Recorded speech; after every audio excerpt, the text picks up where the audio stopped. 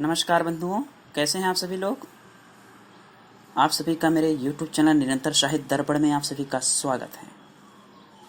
बंधुओं, पिछले वीडियो में हम हिंदी भाषा का उद्भव व विकास पढ़े थे। आज हम पढ़ेंगे हिंदी भाषा एवं बोलियां।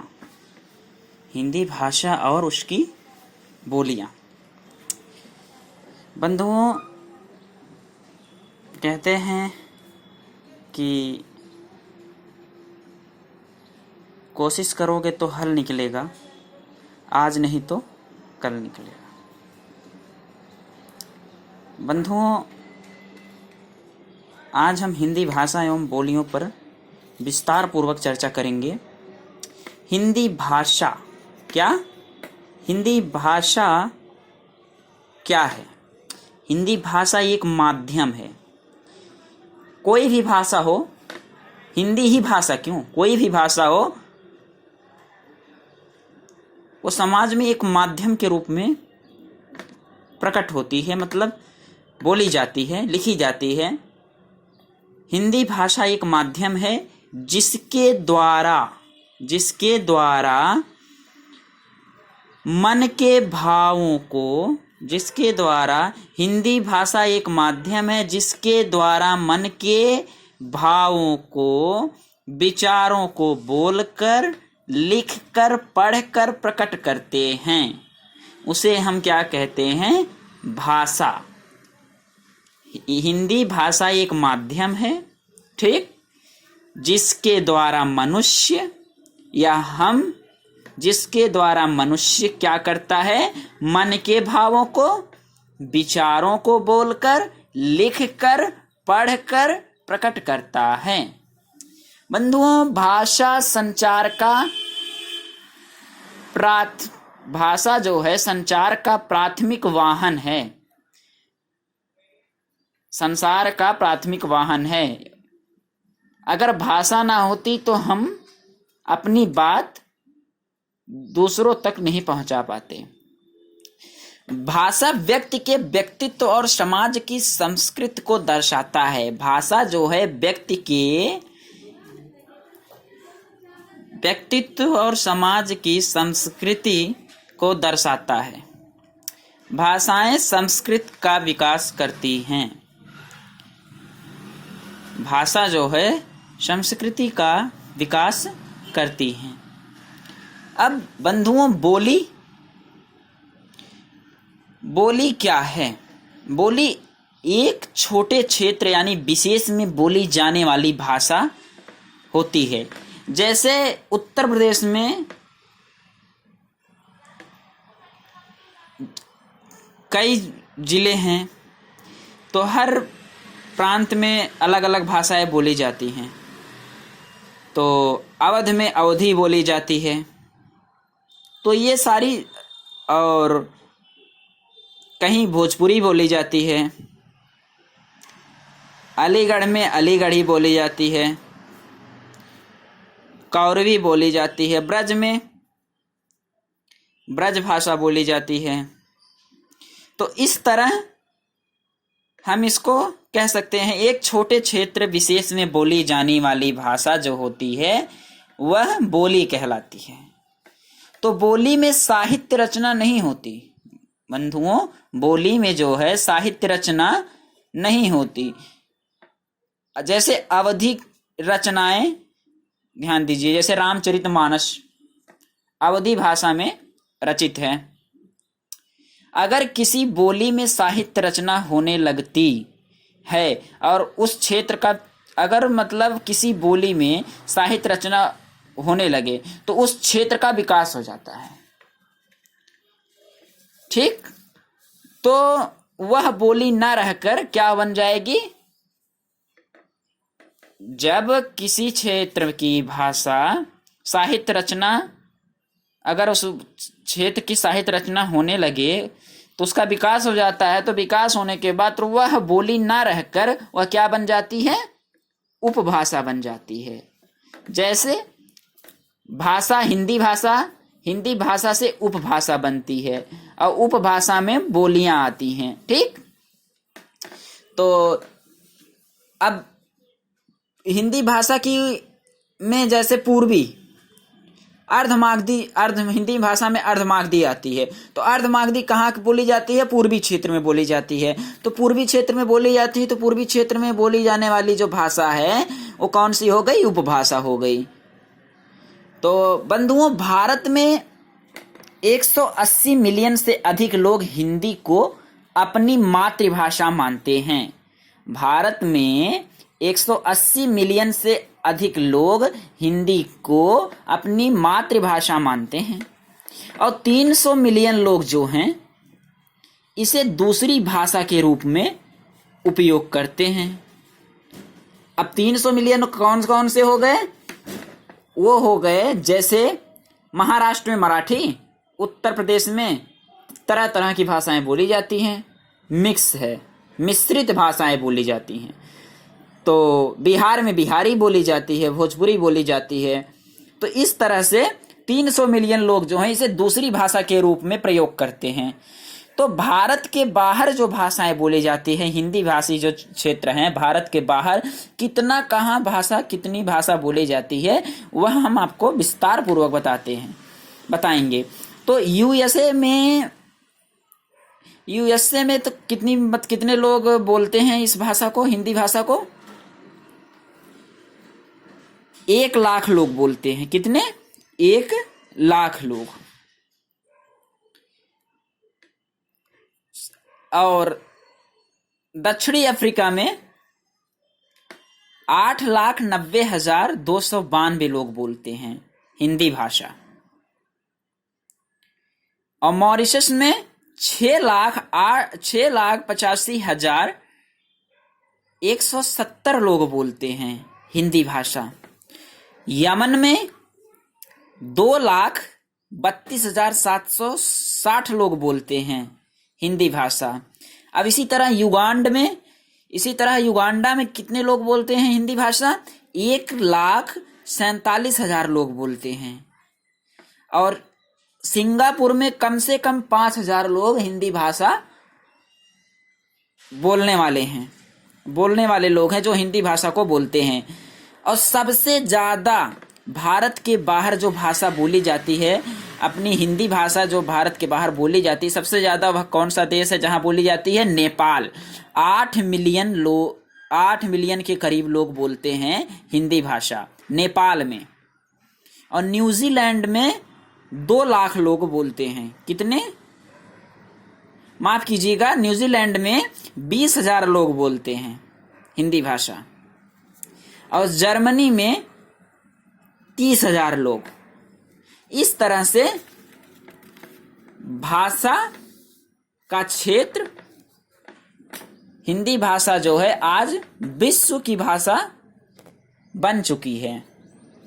हिंदी भाषा के बाद उर्दू के बाद जो है हमारी उपभाषा 41 मिलियन के करीब बोली जाती है। कितना? 41 मिलियन के करीब बोली जाती है। तो लिपि क्या है बंधुओं? आओ हम सबसे पहले यह जानेंगे कि लिपि क्या है। सबसे पहले भाषा का जन्म हुआ और उसकी सार्वभौमिकता को एकात्मकता के लिए लिपि का आविष्कार किया गया। तब जाकर भाषा की अभिव्यक्ति ही लिपि बनी।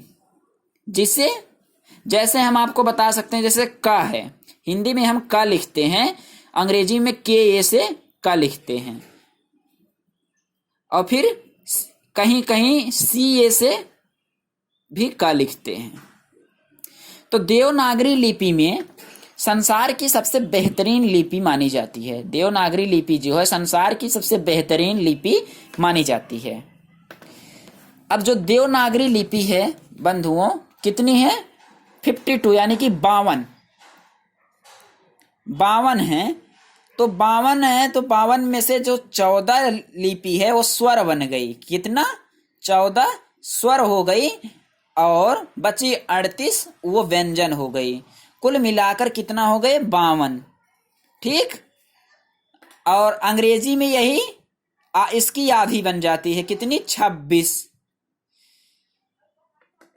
तो आगे हम आते हैं बंधुओं, आर्य भाषा। आर्य भाषा जो है किसे कहते हैं, संस्कृत को। पाली प्राकृत अपभ्रंश, पहले क्या आई, आर्य भाषा को संस्कृत कहते हैं, संस्कृत से पाली, पाली से प्राकृत, प्राकृत से अपभ्रंश, अपभ्रंश से हिंदी का जन्म हुआ। तो इसी तरह मिश्रित है हिंदी जो है, हिंदी, संस्कृत, प्राकृत, फारसी, उर्दू, ये सभी भाषाएं मिश्रित हैं। हमें आभास नहीं होता यह कि हम अपनी बात कहते हैं कि हम कौन सी भाषा बोल रहे हैं। तो हिंदी प्राकृत तथा अपभ्रंश के माध्यम से संस्कृत की सीधी वंशज मानी जाती है। जो हिंदी है प्राकृत तथा अपभ्रंश के माध्यम से संस्कृत की सीधी वंशज मानी जाती है, इसमें कोई शक नहीं है बंधुओं। यह द्रविड़ियन, तुर्की, फारसी, अरबी, पुर्तगाली और अंग्रेजी द्वारा प्रभावित और समृद्ध की गई भाषा है। तो सर्वप्रथम एक अंग्रेज प्रशासनिक अधिकारी ने, जिनका नाम था जॉर्ज अब्राहम ग्रियर्सन, उन्होंने 1927 ईस्वी में एक बुक निकाली थी, क्या, a linguistic survey of India. A linguistic survey of India में हिंदी का उपभाषा व बोलियों में वर्गीकरण उन्होंने प्रस्तुत किया था। उन्होंने यह भी दिखाया कि हिंदी भाषा की जो, उन्होंने अपने बुक में यह भी दिखाया कि हिंदी भाषा की 5 उपभाषाएं हैं। कितनी बंधुओं, 5। पहली उपभाषा क्या है, पूर्वी हिंदी, और पूर्वी हिंदी को हम कहते हैं अर्धमागधी अपभ्रंश। क्या कहते हैं, अर्धमागधी अपभ्रंश। दूसरी है बिहारी हिंदी, जिसे हम मागधी कहते हैं। तीसरी हिंदी हमारी क्या है, तीसरी उपभाषा पश्चिमी हिंदी, जिसे सौरसेनी कहते हैं, ठीक। और चौथी है राजस्थानी हिंदी, जिसे सौरसेनी कहते हैं। तो पहाड़ी हिंदी, खस, सौरसेनी और अपभ्रंश पहाड़ी हिंदी में आते हैं। अब इसी प्रकार अब हम शुरुआत करेंगे बंधुओं, जो हमारी भाषा है पश्चिमी हिंदी। पश्चिमी हिंदी की 5 उपभाषाएं क्या हैं, माफ कीजिएगा, पश्चिमी हिंदी जो है सौरसेनी, पश्चिमी हिंदी की जो सौरसेनी है, खड़ी बोली, दिल्ली, मेरठ, सहारनपुर, कौरवी, ये पश्चिमी क्षेत्र की भाषा है। खड़ी बोली दिल्ली, मेरठ, सहारनपुर में कौरवी बोली जाती है, ठीक। तो ब्रज भाषा, मथुरा, आगरा, ये सब भी पश्चिमी सौरसेनी की भाषा हैं। कन्नौजी, कन्नौज, यह भी पश्चिमी क्षेत्र की भाषा है। बुंदेली, छतरपुर, मध्य प्रदेश और उत्तर प्रदेश की कुछ भाग भी पश्चिमी क्षेत्र में आते हैं। बांगरू, रोहतक, हरियाणा और हरियाणवी, यह भी पश्चिमी क्षेत्र में आते हैं। बंधुओं, इसी प्रकार दूसरी भाषा आती हमारी क्या, राजस्थानी सौरसेनी। राजस्थानी में जयपुरी में क्या है, जयपुर बोली जाती है। निमाड़ी कहाँ बोली जाती है, खंडवा मध्य प्रदेश में बोली जाती है। और मालवी भाषा कहाँ बोली जाती है, मलवा यानी कि उज्जैन में बोली जाती है। और मारवाड़ी कहाँ बोली जाती है, जोधपुर यानी बीकानेर।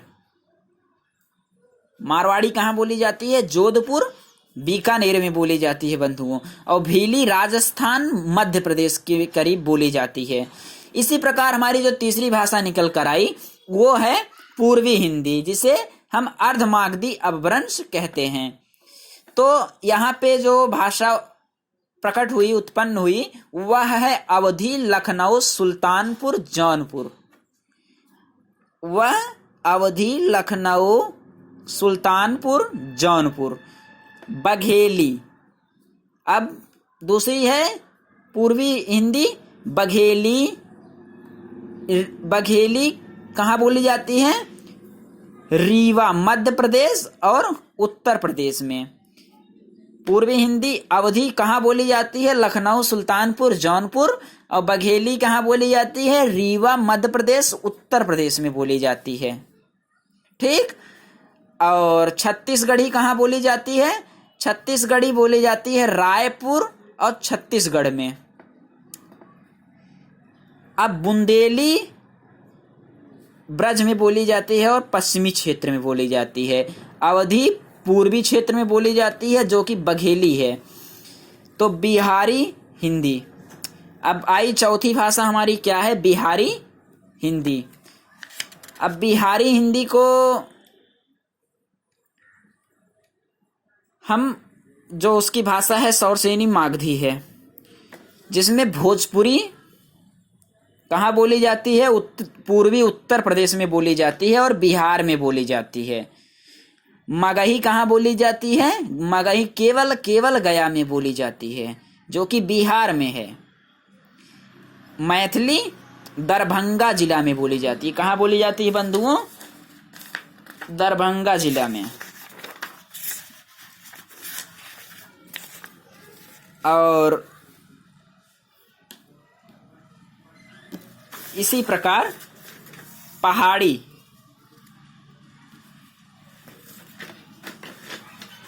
बंधुओं, इसी प्रकार हमारी जो भाषा है